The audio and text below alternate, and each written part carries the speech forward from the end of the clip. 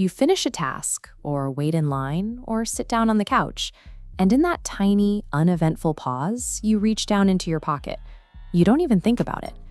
Over time, your brain has learned that an empty moment doesn't have to remain empty. The instant there is silence, a screen is available to fill the space with a message, a video, or a scrolling feed. So what happens when you disrupt that routine? You put the device down, walk away, and don't touch it for exactly 60 minutes. Removing the phone removes the easiest source of stimulation in your day. It reveals a modern reflex, the way we use digital noise to drown out even the briefest silence. Within the first few minutes, you experience a mild withdrawal. You reach for your pocket, even though you know the device isn't there, a phantom reflex. You glance around the room, unsure of what to do, as an acute wave of boredom sets in. You feel a strong pull to check the screen, even if you aren't looking for anything specific.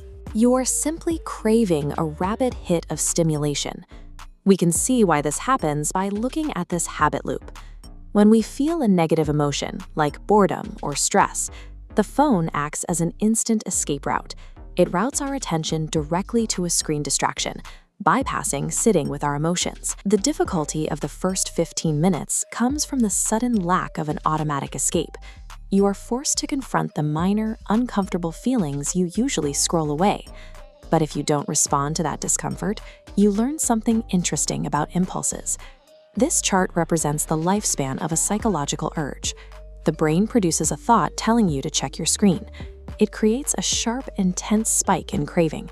But if you do nothing, that urge curves back down to a baseline. As we expand this timeline, subsequent urges become visibly smaller over time. The brain learns it can experience an impulse without responding. By the 30-minute mark, your perception of the clock starts to shift. Normally, your phone compresses time. A boring 10-minute wait for an elevator or a train quickly dissolves into a rapid blur of tiny, highly engaging digital moments. Without a screen compressing reality, the world begins to feel significantly slower. You start noticing the sound of traffic outside, the physical details of the room you're in, and the actual length of a quiet moment. Letting the cycle of an urge complete itself allows your internal clock to reset. You stop fighting the clock and start experiencing reality at its natural, uncompressed speed. A slower environment changes how you engage with difficult tasks. Activities like reading, writing, or creative work rarely offer instant gratification. When you have a screen nearby, the friction of these tasks often triggers a rapid switch to something easier. Removing that one-tap escape route forces your brain to stay with an activity. You push past the initial friction of reading a difficult chapter or solving a complex problem, allowing your attention to linger long enough to achieve a state of flow. Constant task switching fatigues our attention, much like a muscle under continuous strain. To recover, the brain requires periods where it is not reacting to external demands, a state of unfilled space. This low stimulation environment is a biological necessity for cognitive health. It is in these moments of silence that the brain finally has the resources to consolidate memories, process complex emotions, and generate original ideas.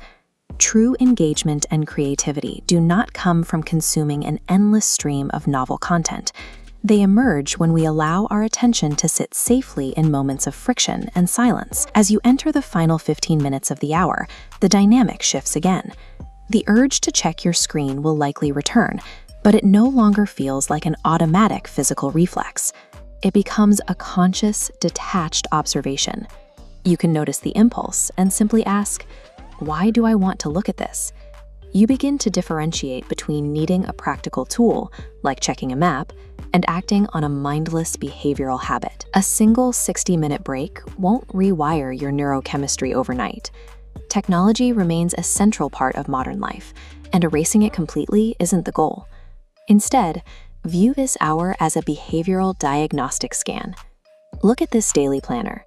The highlighted sections represent the empty moments, transit, waiting, resting, that reveal the hidden emotional triggers driving your daily routines. The ultimate objective is intentionality. The goal is to know exactly when you are using technology as a deliberate tool and when it is operating as an automatic master of your behavior. Deliberately claiming just one quiet hour proves that your attention is yours to direct. It is a limited resource that you can choose to protect.